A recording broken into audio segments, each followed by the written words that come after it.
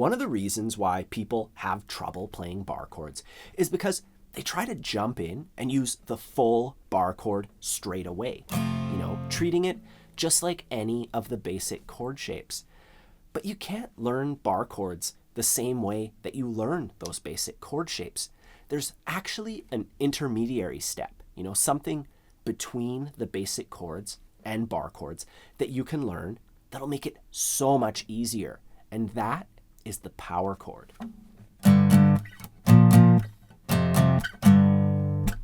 The power chord is the foundation of the bar chord. It's actually a part of the shape, not just some separate thing.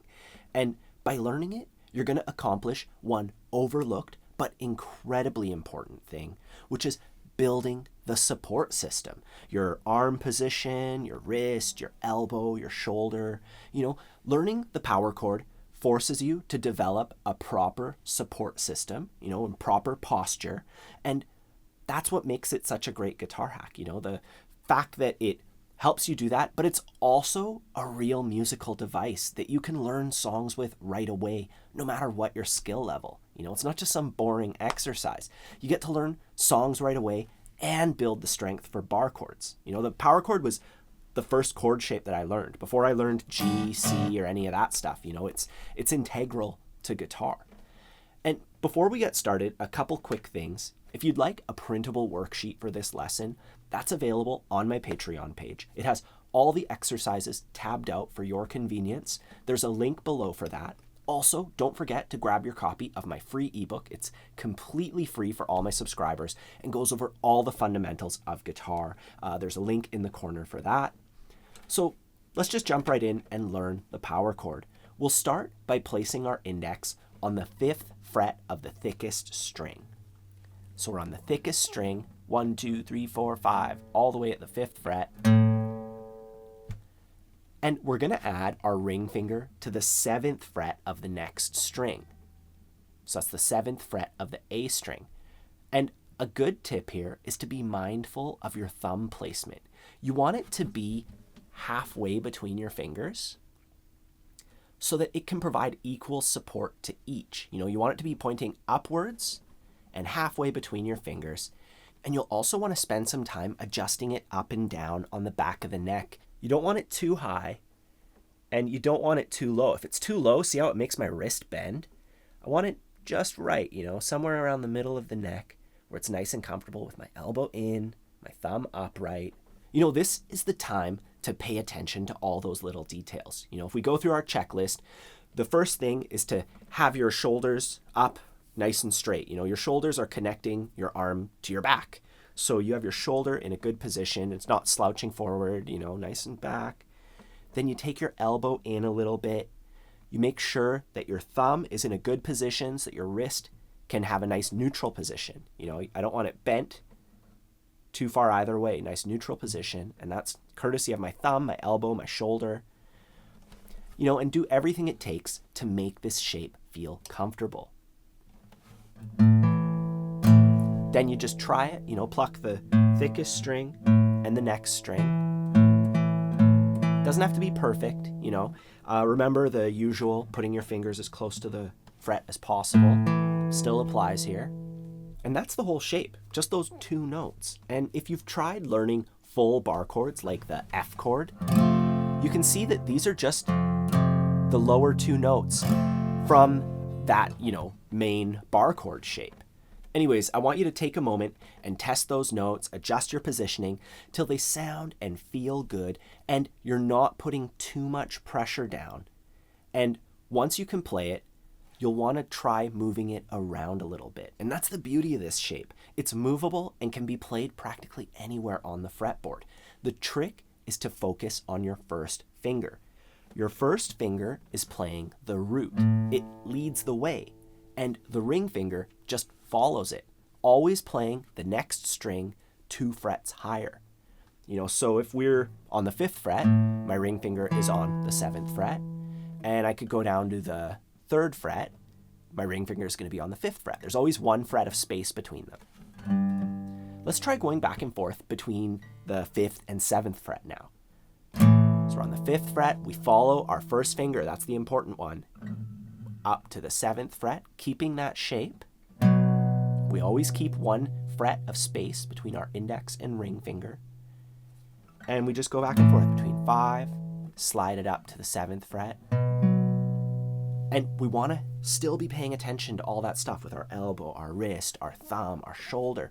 You know, don't let it drop. You want to keep that positioning. That's what we're learning from this shape, you know, and that's what we're going to be applying to full bar chords. Just back and forth. And something else that we can do with this shape to get it 1 step closer to the bar chord is, starting here, I have my index on the 5th fret, my ring on the 7th, same place we started. I can put my pinky underneath my ring finger on the 7th fret of the D string. So that's the next string. So now I have 3 strings that I'm pressing down, and that makes it almost the bar chord shape. You know, and that's what I would want you to build up to. With my students, you don't do it straight away. You know, First, you get used to placing those 2 fingers and the positioning, and you try moving it around a bit. And then once you're good with that, you try to add that pinky finger. And I have a few tutorials where you can practice all this stuff. You can move the bar chord shape around with real songs. So it's like an exercise, and you get to learn, you know, a fun song as well. And I'll put a playlist for that in the corner. I recommend trying some of those after this lesson. But before you do that, I want to show you how to take this shape to the next level and practice switching between open chords and the power chord.